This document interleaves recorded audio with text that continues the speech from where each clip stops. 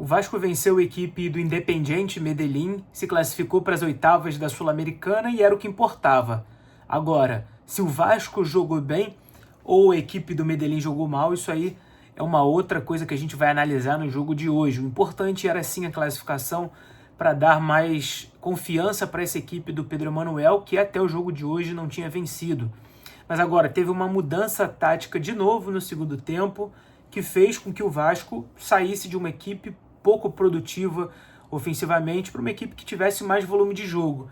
Eu acho que a gente tem que destacar, claro, a fragilidade também da equipe colombiana, que sequer chutou no gol do Vasco. Estou vendo aqui os dados no SofaScore, nenhum chute ao gol do Vasco, ou seja, é uma equipe frágil tecnicamente.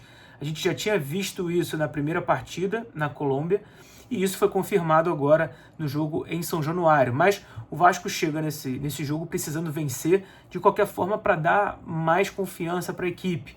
E aí o Pedro Emanuel foi novamente num 4-3-3, optando por Paulo Henrique na lateral direita, Piton na lateral esquerda, sem Pumita e sem Cuiabano. No meio, Ramon Henrique, Tietê e o Thiago Mendes, já que o Barros estava suspenso.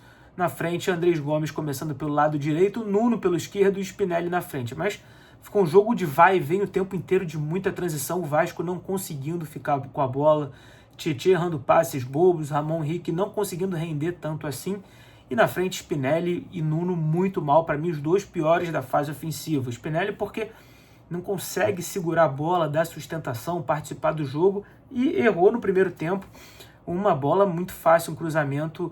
Na verdade, isso já foi no segundo tempo, uma bola fácil, cruzamento na entrada da área, ele isolou. E era uma equipe que não produzia tanto, o Nuno pelo lado esquerdo errando bastante, mesmo no lado direito o Andrés Gomes batendo, esbarrando muito no Paulo Henrique, e o Ramon Henrique nas costas dos dois volantes da equipe colombiana não conseguindo produzir ofensivamente. Do outro lado, a equipe do Medellín conseguia jogar nas costas dos dois volantes do Vasco.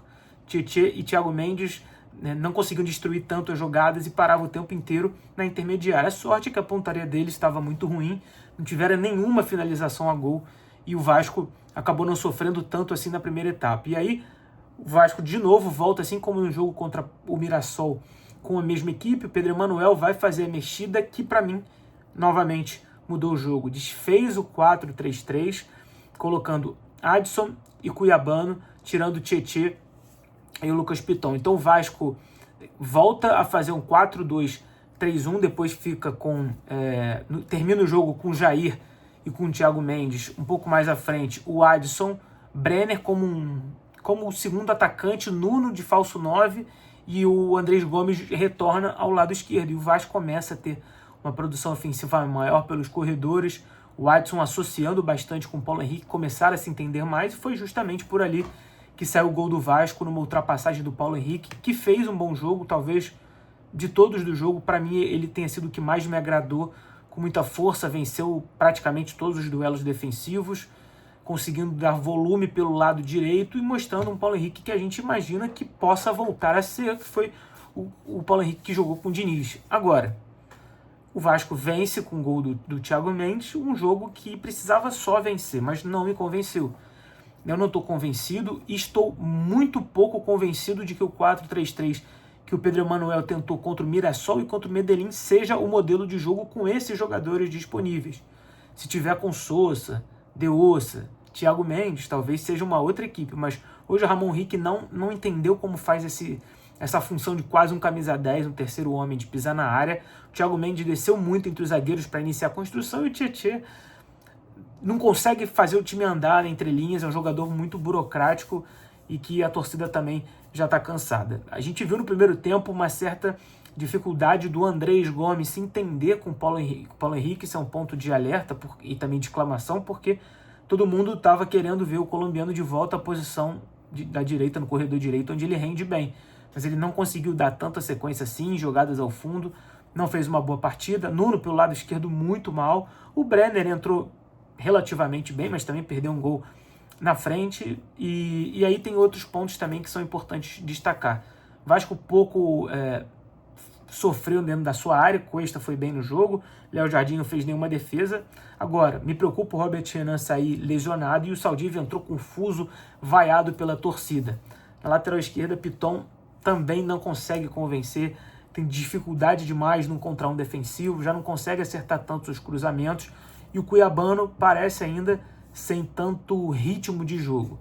Mas, no cômputo geral, foi uma vitória importante, não me dá tanto ânimo assim para o restante da temporada, porque o Vasco tem a urgência de sair da zona de rebaixamento.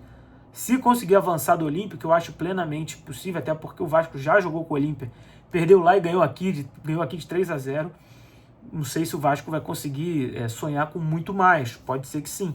Agora, o foco tem que ser o Campeonato Brasileiro, o Pedro Emanuel precisa encontrar uma equipe de uma vez por todas até o fim do campeonato, e novamente eu vou terminar com o mesmo lema que eu tenho usado nos vídeos: se não contratar, vai cair, a diretoria precisa abrir o bolso e ter agilidade para contratar, já disse, não só de osso e não só o Sousa. Um atacante de área, pelo menos mais um ponta, porque o Adson, Nuno são jogadores que não dão tanta confiança assim, não fazem o Vasco ser uma equipe sólida e robusta. Mas essa é a minha opinião, quero saber de vocês aqui nos comentários, o que você acha dessa equipe do Vasco, se você acredita que essa mudança tática, de novo, que o Pedro Emanuel promoveu na equipe, assim como no jogo do Mirassol, é o que o Vasco precisa fazer, jogar com 2 pontas, uma equipe um pouco mais forte nos corredores de transição, e o que você está esperando para o resto dessa temporada. Eu quero muito saber de você aqui nos comentários. Não se esquece de se inscrever, a sua inscrição é muito importante para o nosso crescimento. Deixa aquele like, compartilha no seu grupo de Vasco, eu sei que você tem grupo de pelada, grupo dos seus amigos, e o recado também muito importante. Se você quer se tornar um expert amador na análise de desempenho, é só você clicar no primeiro link que está aqui embaixo e você garantir o mini-book Fases do Jogo, um mini-book de vascaíno para vascaíno, de uma maneira simples, uma linguagem direta, objetiva, onde eu te mostro e te ensino os conceitos básicos, desde transição ofensiva, transição defensiva, organização ofensiva, o que é cada aspecto do jogo. Está um preço muito, mas quase de graça. Quase de graça, você fortalece o meu trabalho, claro, e também faz o Tática Vascaína crescer cada vez mais. Eu sou João Pedro Fará, esse aqui é o Tática Vascaína, e eu mudo a sua forma de ver o Vasco jogar.